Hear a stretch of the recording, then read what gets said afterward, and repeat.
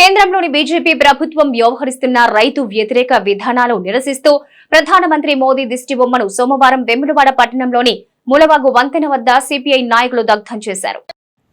దేశ రాజధానిలో రైతులు చేస్తున్న నిరసనను పట్టించుకోకపోగా వారిపై దాడులు చేస్తున్నందున నిరసనగా మోడీ దిష్టిబొమ్మను దగ్ధం చేశామని సిపిఐ జిల్లా కార్యవర్గ సభ్యుడు కడారి రాములన్నారు. 10 సంవత్సరాలు పరిపాలనలో ఉండి కనీసం పంటకు మద్దతు ధర ప్రకటించని మోడీ కార్పొరేట్ రంగాలకే వత్తాసు పలుకుతున్నారని ఆరోపించారు. ఈ నిరసన కార్యక్రమంలో సిపిఐ నాయకులు గాజుల పోసెట్టి, పెంట మల్లయ్య, పెంట శ్రీనివాస్, క్రాంతి, రమేష్ తదితరులున్నారు.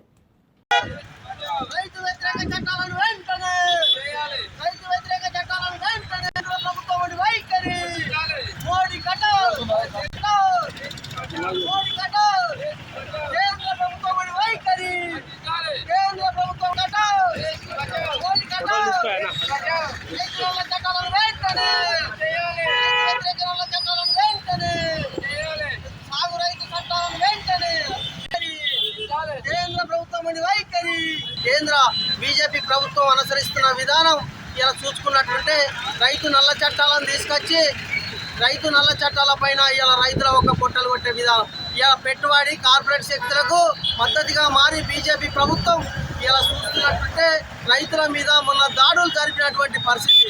సంవత్సరం కాలం పరిమితి రైతులు ధర్నాలు చేసి రైతు నల్ల చట్టాలను రద్దు చేయమంటే రద్దు చేస్తున్నాం, చట్టాలను ఎత్తివేస్తున్నామన్న మోడీ అదే రైతు చట్టాలను కొనసాగేయడం జరుగుతూ ఉంది. ఇలా రైతులకు ఒకటే ఇలా మేము రైతుల పక్షాన న్యాయబద్ధమైన ఆలోచన చేసి ఇలా ఏమేమి భరిస్తూ ఉందని చెప్పేసి కేంద్ర బీజేపీ ప్రభుత్వాన్ని మేము అడుగుతూ ఉన్నాం.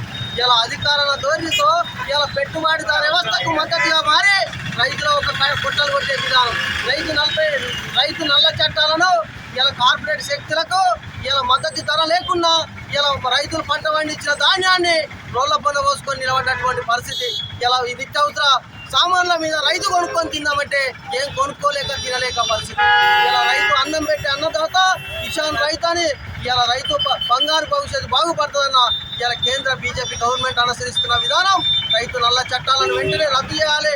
మొన్న దాడుల్లో ఇలా రైతుల పక్షాన 6 కాలం కట్టం చేసి రైతు 10 మందికి అన్నం పెట్టి అన్నదాత ఇలా దాడులు జరిపి ఇలా కాల్చివేయడం, వాళ్ళ మీద ఇలా దాడులు జరగడం జరిగింది. ప్రధానంగా ఒకటే చెప్తా ఉన్నాం మోడీ ప్రభుత్వానికి, ఇలా రాబోయే కాలంలో మీరు చేస్తున్న అరెస్టాలన్నీ ఇలా రైతులు చూస్తూ ఉన్నారు, మేధావి వర్గం చూస్తూ ఉన్నారు, మీకు తగిన గుణపాఠం చెప్తారని సందర్భంగా సిపిఐ ఏఐటీసీ జిల్లా సెక్రటరీగా డిమాండ్ చేస్తా ఉన్నాం.